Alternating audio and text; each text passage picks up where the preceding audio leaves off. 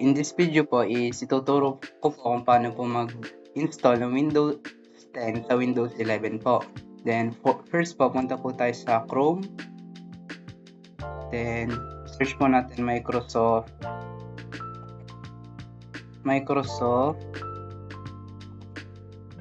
Then direct na po tayo sa download software and downloads. Then pindutin po natin tong Windows 10 dahil ito po yung install natin. Then scroll down, download now. Pagka-download po natin is punta po tayo sa file po na dinownload po natin. Then double click. Then may magpop up po doon. Do you want to allow this app to make changes to your device? Click yes po. Tapos wait lang po natin.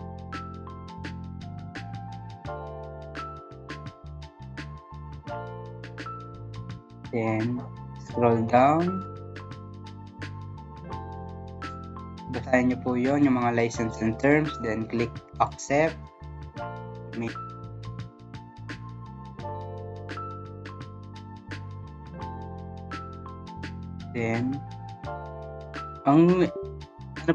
ilalagay po natin dito sa what you want to do is dito po tayo sa create installation media. Then next. Then select language, architecture, and edition. Bali po ang pipindutin po natin dito is itong English.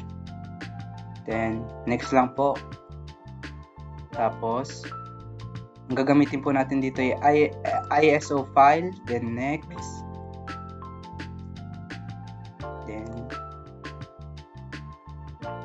open. See. Tapos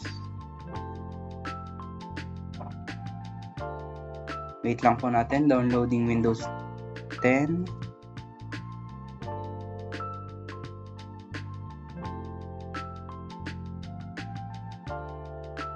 Yun, yan na. So, burn the ISO file to a DVD. Then, click finish. Now, set up is cleaning up before it closes. Yan. Then, proceed po tayo sa pagda-download po ng VirtualBox kasi kailangan din po natin yon. VirtualBox, search, enter. Then, click po yung nasa una. Then, pindutin po natin itong downloads.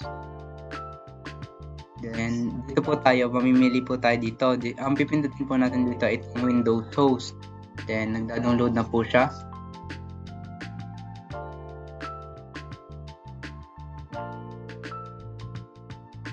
Then, open po natin yung file. Double click. Do you want to allow this app to make changes to your device? Then, click yes po. And wait lang po natin. Preparing to install. Click next. Tapos, I accept. Click next. Then, click next. Warning, network disconnection. Yes. Then yes. Next. Install.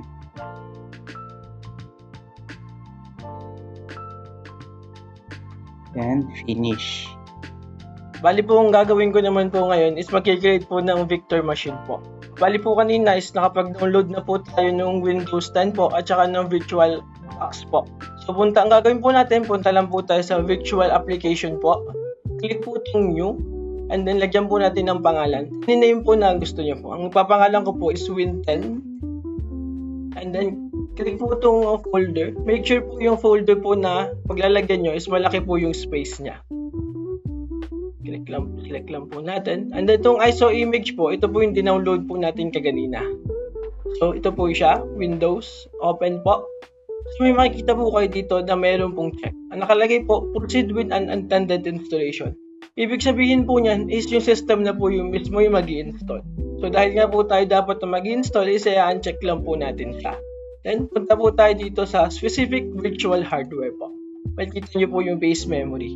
Yung base memory po, yan po yung RAM po natin. So make sure po na yung lalagay po natin base memory or RAM is hindi po lalagpas dito sa kulay orange or red. Kasi po, baka po magkaroon ng error kapag sobrang taas po. So, naman pong number of CPU, alam po natin ang CPU is utak po siya ng computer or ng laptop. So, pag mas marami pong CPU is mas mabilis pong tatakbo po yung atin. So, ilagay lang po natin siguro po mga 4. And then, punta po tayo dito sa dito po sa disk size. So, makikita nyo po, 50 GB po. Ito po yung disk size po natin. Kung okay na po kayo dyan, is click finish lang po. And then, makikita nyo po, ito po yung summary niya. Makikita nyo po yung name po natin, Win10.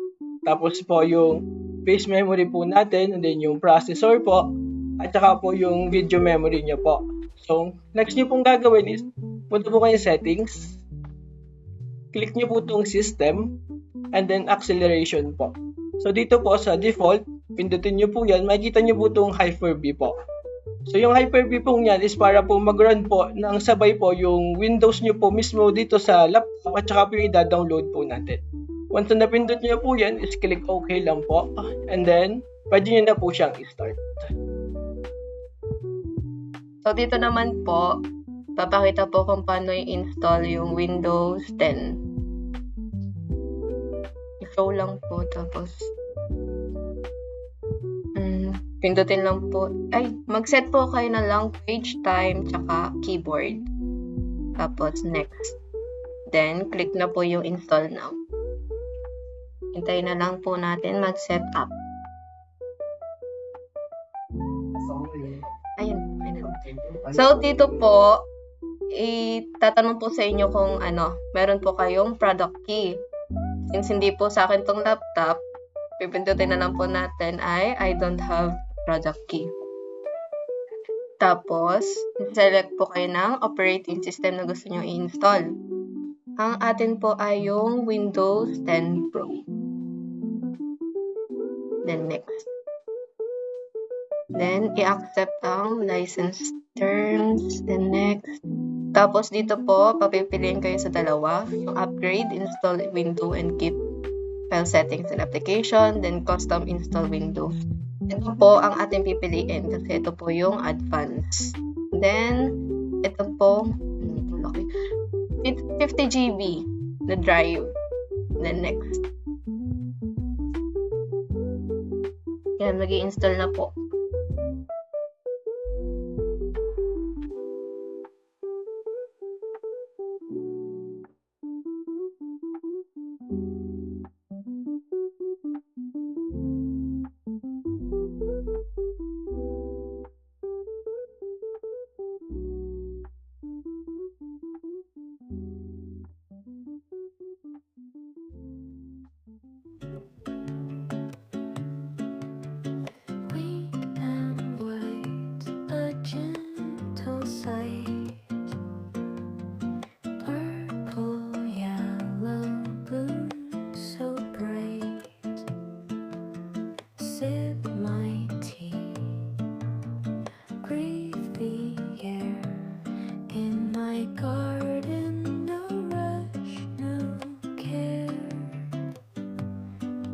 Sway with the breeze, flowers dance among the trees. Every bloom a sweet delight, tea in hand, the moment's right. Piliin lang po natin itong United States and US po ang para sa keyboard. Then skip. My heart at peace. In my garden, time seems to cease. Colors sway with the breeze. Flowers dance among the trees. Then dito po, set up for personal use. The next. Dito po ay offline account. Then, limited experience. Ito po, gamit lang kayo ng pangalan, kahit anong pangalan, kahit ano. Then sa passport. Next. Confirm. Next. Wala ang next. Then, pipili lang po kayo dito kung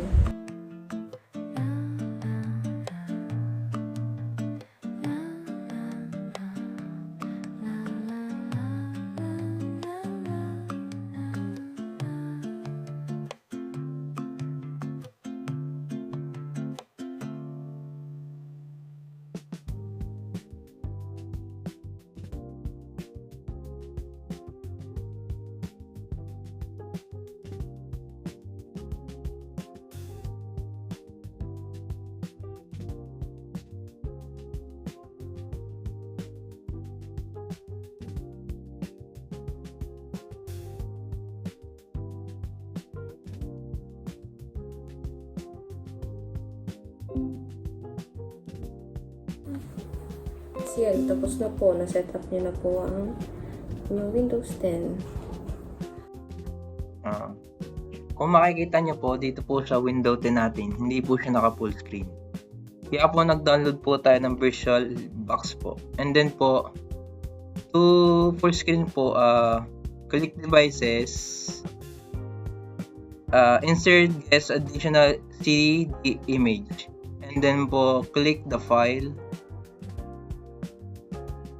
And punta po tayo sa this PC po.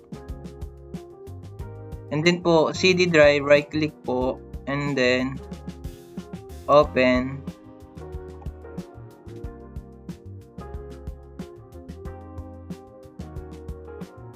Right click po the VBox window additional M64 po. And then po, run as administrator.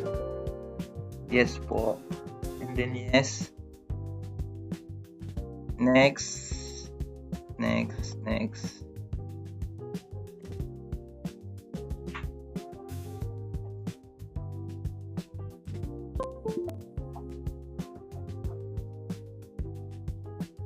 And wait po natin mag-download.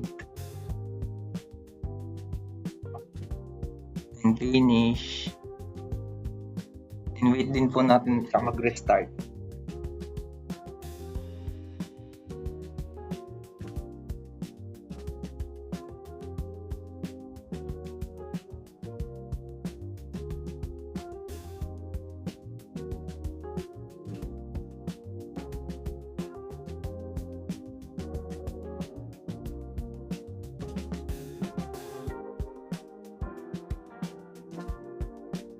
Kung makikita nyo po, na full screen na po natin siya. Then, kung ano pong ginagawa nyo din po sa Windows 11 po, kaya nyo pong makakonect din po, mag-search, and mayroon din po siya mga file. And then po, meron na rin po tayong Windows 10 sa loob po ng Windows 11. Yan po.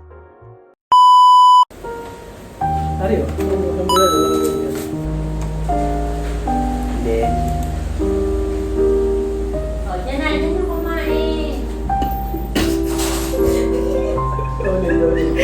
Ulit. Wait lang. Pause natin to. Saan ang folder mo? Ang dami. Sa desktop nga eh. Hindi wala.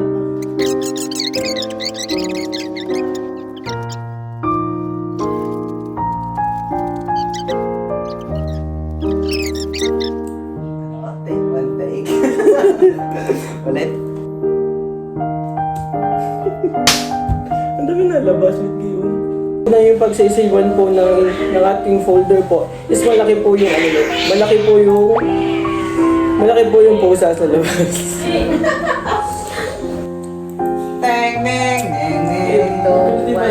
At ano piliin yan? Pipiliin ko pa rin siya. Wala ka magawa sa buhay kapag ang taong gusto mo, hindi ikaw ang... Bumalik sa... From the top, make it drop.